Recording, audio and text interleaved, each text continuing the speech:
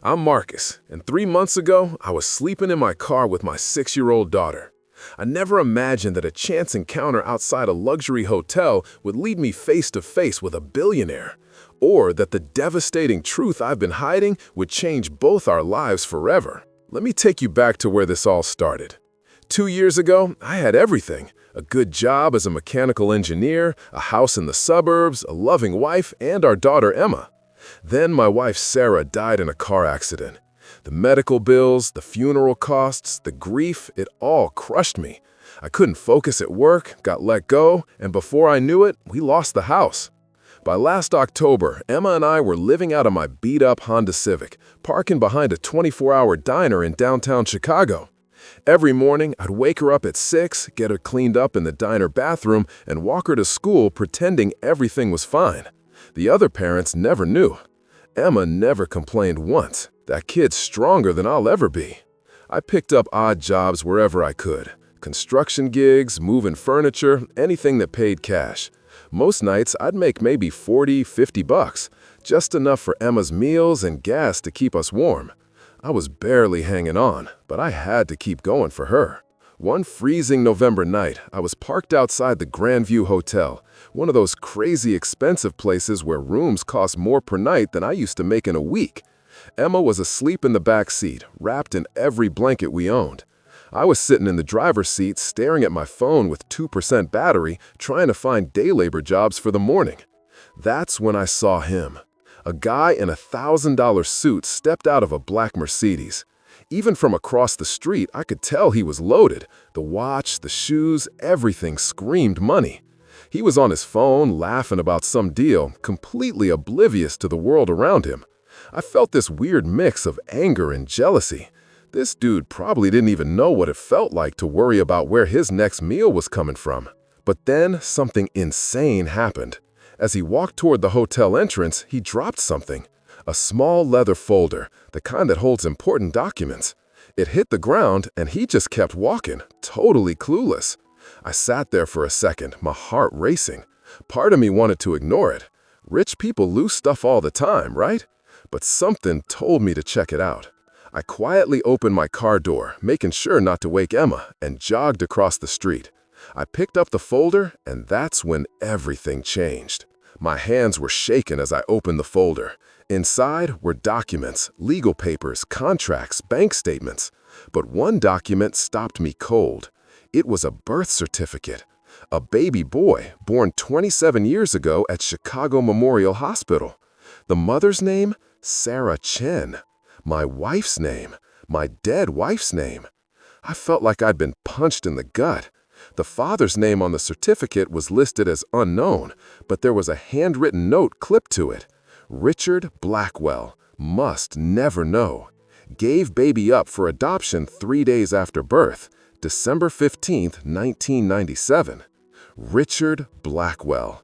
I knew that name. Everyone in Chicago knew that name. He was a tech billionaire, one of the richest men in the country. The guy who just dropped this folder? That had to be him. My mind was racing. Sarah had a baby before we met? She gave up a child? She never told me. In 12 years of marriage, she never mentioned this. I felt betrayed, confused, angry, but also this crazy protective instinct kicked in. This was Sarah's secret, her past, and this billionaire was connected to it somehow. I looked back at my car where Emma was sleeping, then at the hotel where Blackwell had disappeared. What was I supposed to do?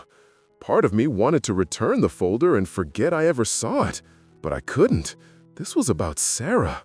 This was about a child, a kid who'd be about 27 now, who might not even know his real parents. I made a decision that probably sounds nuts. I walked into that hotel. The lobby was gorgeous. Marble floors, crystal chandeliers, the works. I looked completely out of place in my worn-out jacket and 3-day stubble. The front desk clerk eyed me suspiciously, but I walked past her like I belonged there. I spotted Blackwell near the elevators, still on his phone. "Excuse me, sir," I called out. He turned, looking annoyed. Up close, he was probably in his early 50s, graying hair, sharp eyes. "Yes? You dropped this." I held up the folder. His face went white. He snatched it from my hands, quickly checking the contents. How much did you see? Enough, I said quietly. He grabbed my arm, pulling me away from the elevator area into a private corner near the bar. Who are you? Are you trying to blackmail me? No, I said, my voice shaking. My name is Marcus Chen. Sarah Chen was my wife. I watched his expression change from anger to shock to something I couldn't quite read. Sarah, he whispered. Sarah Chen. Oh my God. You knew her? I asked, though I already knew the answer. He looked at me with these haunted eyes. We dated in college. It was brief, intense. She broke it off suddenly, disappeared. I tried to find her for months, but she'd moved, changed her number. I never knew why she ran. He looked down at the folder.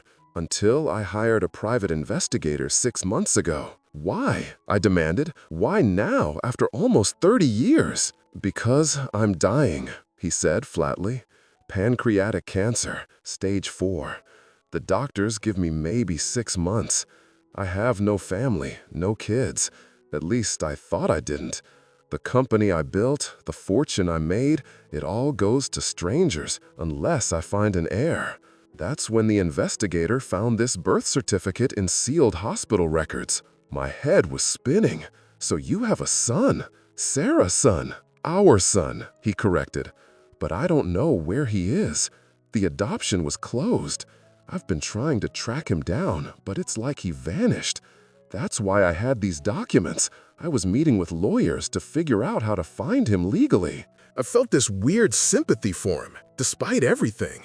Here was this billionaire, dying alone, desperately searching for the child he never knew existed. Sarah died 2 years ago, I told him. Car accident. He closed his eyes, pain flashing across his face. I'm sorry. I have her things in storage, I heard myself say. Letters, journals. Maybe there's something that could help you find him. Why would you help me? He asked, suspicious. I thought about Emma sleeping in the car. Because every kid deserves to know their parents, and because Sarah kept this secret for a reason. Maybe to protect him, maybe to protect you. But you're running out of time, and he deserves to know the truth. Would you have helped him? Drop a comment below. I'm curious what you'd do. Blackwell studied me for a long moment, then noticed my appearance, the worn clothes, the exhaustion in my eyes. Where are you staying? That's not important, I said. You're homeless, he stated. I didn't answer. Come with me, Blackwell said. It wasn't a request. 20 minutes later, I was in his penthouse suite with Emma, who woke up confused but excited about the fancy hotel, while Blackwell made calls.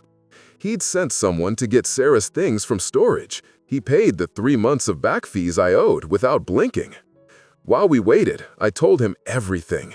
About Sarah, our marriage, how she was the kindest person I'd ever known, how she volunteered at shelters, how she loved helping people, how she never, ever talked about her past before we met.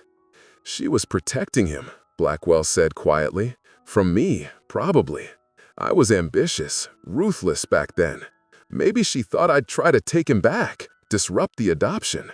Or maybe she was just scared. 2 hours later, the boxes arrived. We went through everything. Letters, photos, journals. Then, in an old college yearbook, we found it. A photo tucked behind Sarah's senior picture. A young couple holding a baby. Sarah and Blackwell. On the back, written in Sarah's handwriting, Baby James. Adopted by Michael and Patricia Hughes, Denver, Colorado. Pray he has a good life. Blackwell's hands trembled as he held the photo. James, he whispered. Within days, his lawyers tracked down James Hughes, now James Chin Hughes, a high school teacher in Denver, married with 2 kids of his own. Blackwell contacted him, and after initial shock, James agreed to meet. The devastating truth wasn't just about the secret, it was about lost time. 27 years Blackwell could have known his son. Years Sarah carried this burden alone. But here's the thing that blew me away. Blackwell looked at me that night in the hotel and said, You gave me back my son. You could have sold this information, blackmailed me, anything. Instead, you helped a stranger. Why? I looked at Emma, who was drawing pictures at the fancy desk, because that's what Sarah would have done. Blackwell flew James and his family to Chicago 2 weeks later. I was there when they met, father and son, together for the first time. It was beautiful and heartbreaking all at once. As for me and Emma, Blackwell set us up in an apartment, paid for a year's rent up front. He offered me a job at his company, said he needed people with integrity. I start next month as a project manager. Emma has her own room for the first time in months, decorated with unicorns and rainbows. James visits now. We talk about Sarah, share memories. He's a good man. Sarah and his adoptive parents raised him right. Sometimes one insane discovery, one devastating truth, changes everything. For Blackwell, for James, for me and Emma, we all got a second chance. If this story moved you, smash that like button, drop a comment about what you would have done, and subscribe for more insane real-life stories. Trust me, you won't want to miss what's coming next.